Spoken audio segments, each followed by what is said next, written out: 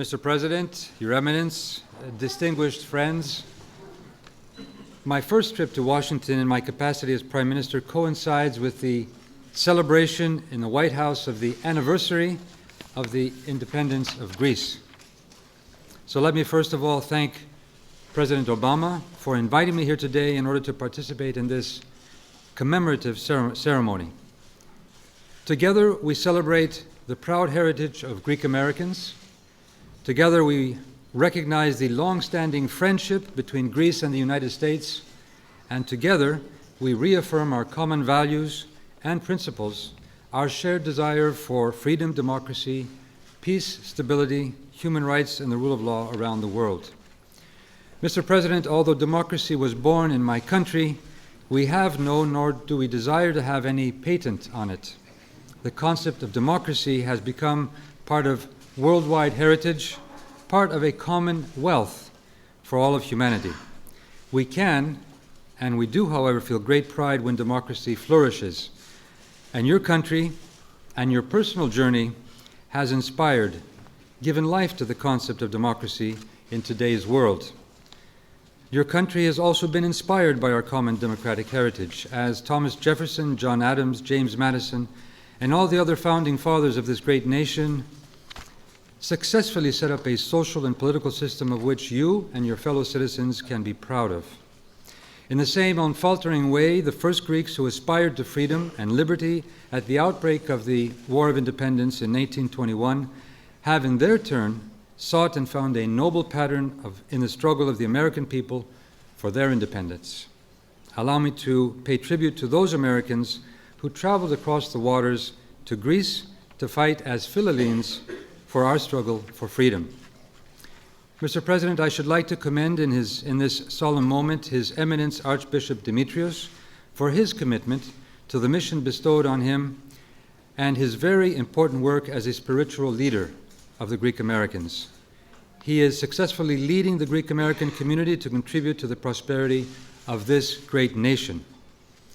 During his years of administration, the primate of the Orthodox Church in America has succeeded in nurturing the Christian faith to the Greek American community by preaching the words of love and justice. The Greek American community is a further and lasting link between our two countries. We are proud, and I'm part of this community, we are proud of their accomplishments in academia, in business and culture and politics. They contribute much to the U.S. and are always a source of innovation and strength as they bring their ideas and aspirations to Greece when they visit our country.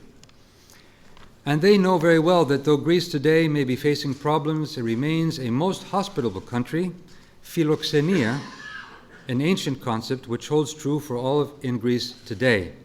And our people would certainly welcome you, Michelle, and your daughters, Milia and Sasha, to our beautiful country whenever you find it possible. In these difficult times, I would like to thank President Barack Obama for his support and confidence. I can assure you, Mr. President, as I can assure the Greek American community, we are doing what it takes with determination and credibility to steer our economy on a new path, a viable path for the future.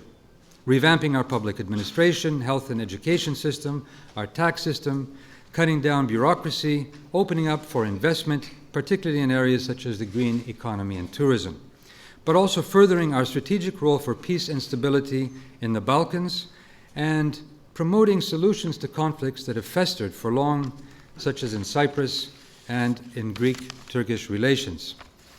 We also appreciate your will to work with us in the European Union to tackle issues such as the rules and regulations in this globalizing economy, making sure that it is a more just world, a more just economy, a more humane world.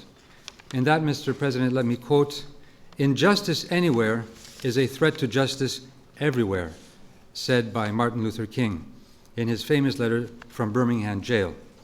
Greece will continue to stand with the United States in our common quest for justice against all forms of tyranny and oppression in order to keep our world a place where it is worth living.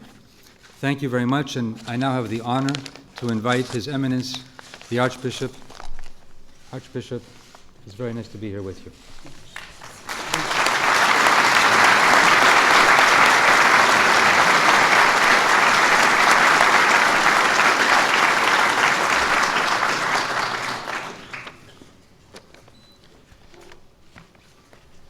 Mr. President, once again, as a Greek American Orthodox community, we have the great honor and privilege to be your guests at the White House on the occasion of the annual celebration of the Greek Independence Day.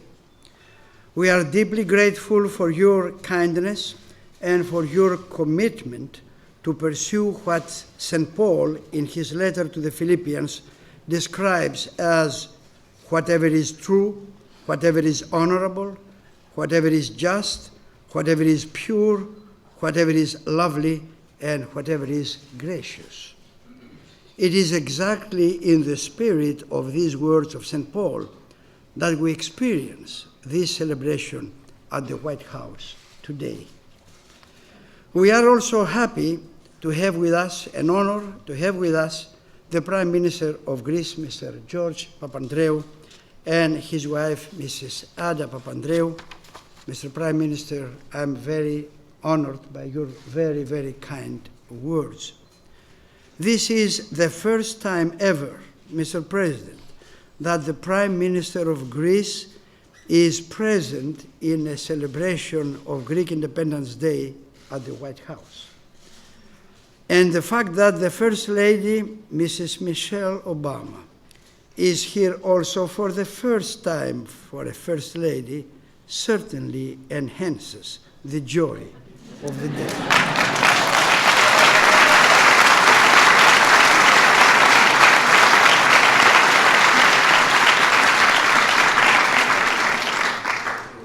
The Greek Revolution and the War for Independence, which started on March 25, 1821, was by all sound criteria a predictably lost cause. The reasons for such a pronouncement are well known. 4 centuries under occupation by the mighty and relentless Ottoman Empire, barely organized revolutionaries far outnumbered by huge and well-organized armed forces, limited weapons and ammunition, and a hostile reaction by some strong European countries. Yet, against all odds and pessimistic predictions, the heroic revolutionaries of 1821 achieved the impossible. They were victorious. They defeated a mighty empire and established, after 4 centuries of foreign occupation, a free and independent state, the new Greek state. This truly amazing achievement became a reality, first, thanks to the soul of the fighters, a soul dominated by faith in God and by faith in their destiny to live free and independent. Secondly, thanks to the heart of the fighters, a heart inundated by unusual courage and astonishing fearlessness, even in the face of devastating suffering and death. And thirdly, thanks to the mind of the heroes of 1821, a brilliant mind, which made out of ordinary people extraordinary military tacticians and strategists able to outwit experienced Ottoman military commanders. Souls filled with unwavering faith, hearts filled with enormous courage, and minds shining with brilliance made the impossible possible in the epic of the Great War for Independence in 1821.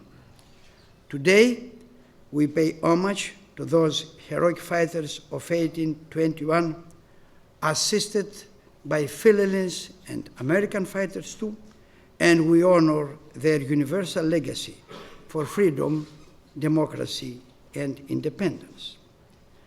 Having the great honor of being their descendants and the distinct privilege to live in this country where freedom and independence constitute absolute values, we feel the need to intensify what we can do in order to assist the efforts for establishing freedom, democracy, and justice for all, even to the ends of the earth.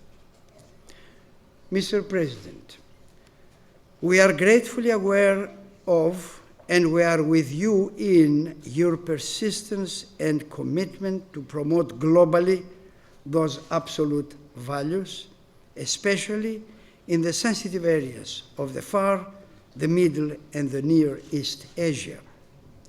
We thankfully noted that in the first year of your presidency, you have repeatedly shown your specific advocacy of the same values in the case of our ecumenical patriarchate, strongly defending its God-given right to religious freedom.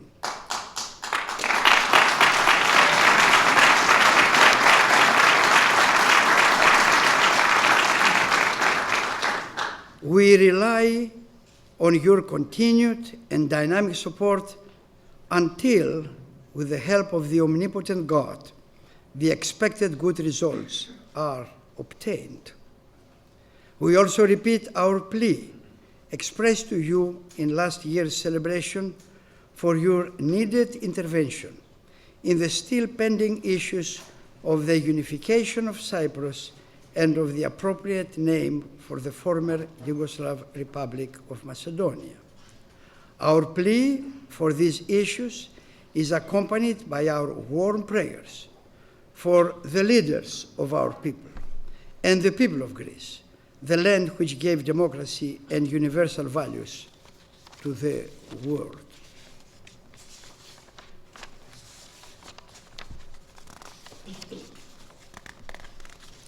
Sorry about that.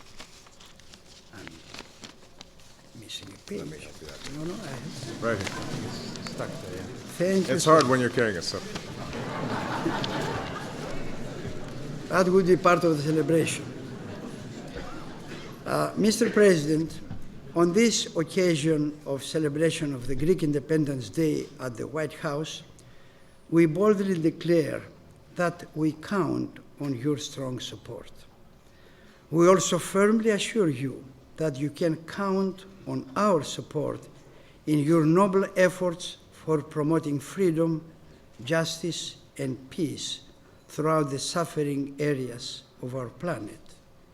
And you can definitely count on our warm prayers for you personally and your beloved family and for this blessed land of America, the champion of democracy. Thank you once again, Mr.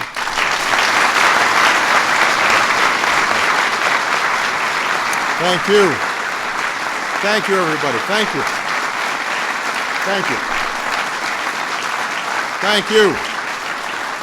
Thank you so much. Well, good evening, everybody, and welcome to the White House.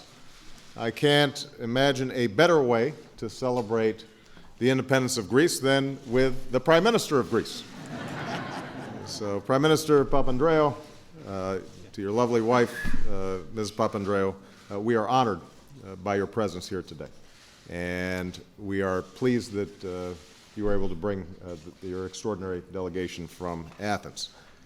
Now, like his father and his grandfather before him, the Prime Minister is leading Greece through challenging times. But as I told him during our meeting in the Oval Office today, whether in good times or in bad times, the people of Greece will always have a friend and a partner in the United States of America.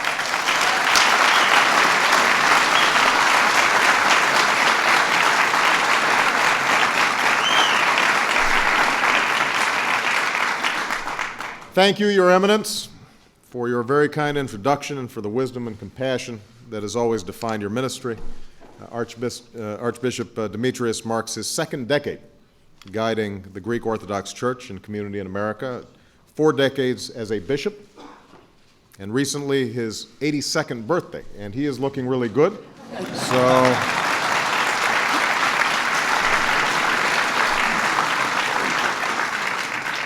I need to find out what he's eating. Last year, His Eminence tried to compare me with Alexander the Great. I thought this would get me more respect from Michelle and the girls. It did not.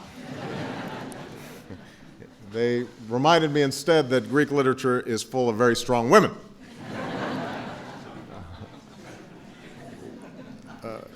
I want to acknowledge the fact that we're joined by leaders who have strengthened the bonds between us, including our ambassador, Kakarelis, and from Cyprus, Ambassador Kakouris.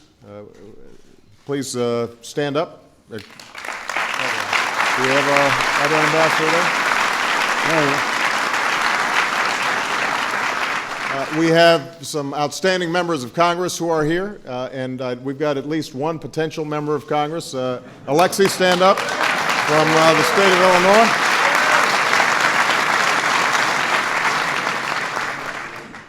We've got, in fact, in addition to Alexei, we've got a lot of Greek-American friends here who've been great friends and supporters of mine, including folks here from Chicago. I think we've got just about all of Greektown here. And we also have some of the outstanding Greek Americans who are serving in my administration.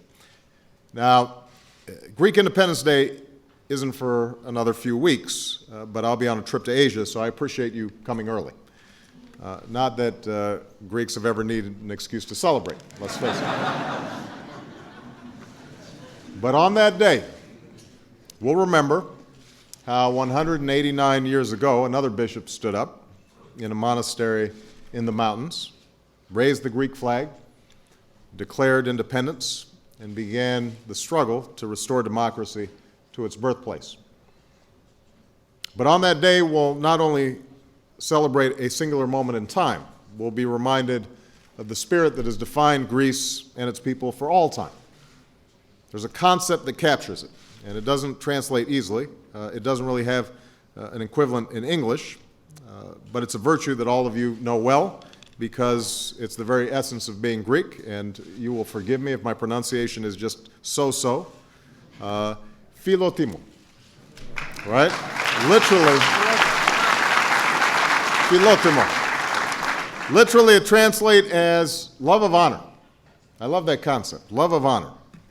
But of course, it means much more than that. It's a sense of love to family, and to community, and to country. The notion that what we're here on this earth to do is to be all in this together. We all have obligations to each other and to work together.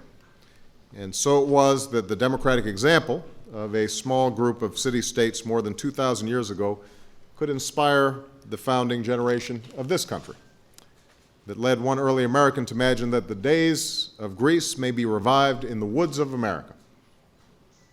It's the sense of nobility and morality written in the pages of those timeless Greek texts, which have instructed students and tormented them down the ages in every corner of the world. Indeed, when I was living in Indonesia as a child, when my mother would wake me up early in the morning to teach me, among the books that she used to pull off the shelf were the legends of Greek mythology. Philotimo. It's a sense of right and wrong and a duty to do what's right. And so 189 years ago, Americans of Greek origin crossed the oceans and fought for Greek independence. Greek Americans, in turn, served and fought to preserve our union. And through 2 world wars and a long Cold War, America stood with our Greek allies and friends.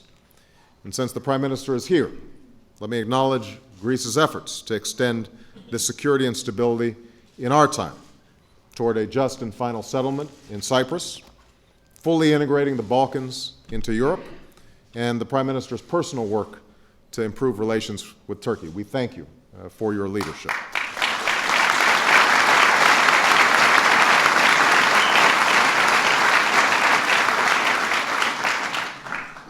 And let me commend Greece, our close NATO ally, for standing up for the security and opportunity of people around the world, from the Balkans to Afghanistan, where Greek service members are helping to give people who have known too much war the chance to live in peace and security.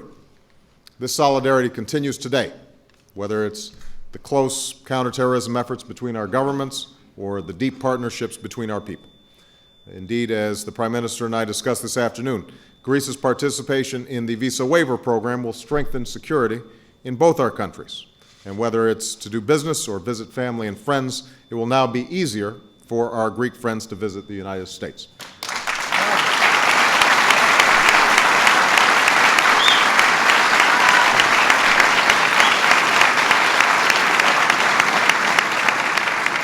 And Philotimo has a sense of dignity and respect as well. It's the determination that has driven generations of Greek Americans, like those here tonight, to struggle and sacrifice for the same things that all Americans want: to pursue our dreams, to realize our God-given potential, and to give our children an even better life. That's the simple hope that caused a bishop to raise that flag on a mountaintop so many years ago. That's the profound sense of friendship that will guide our work in the years ahead. Because what one patriot of Greek independence wrote to John Quincy Adams nearly 200 years ago remains true today. We are friends, co-patriots, and brothers. So thank you all for coming. God bless you. God bless America. And Zito y Alex.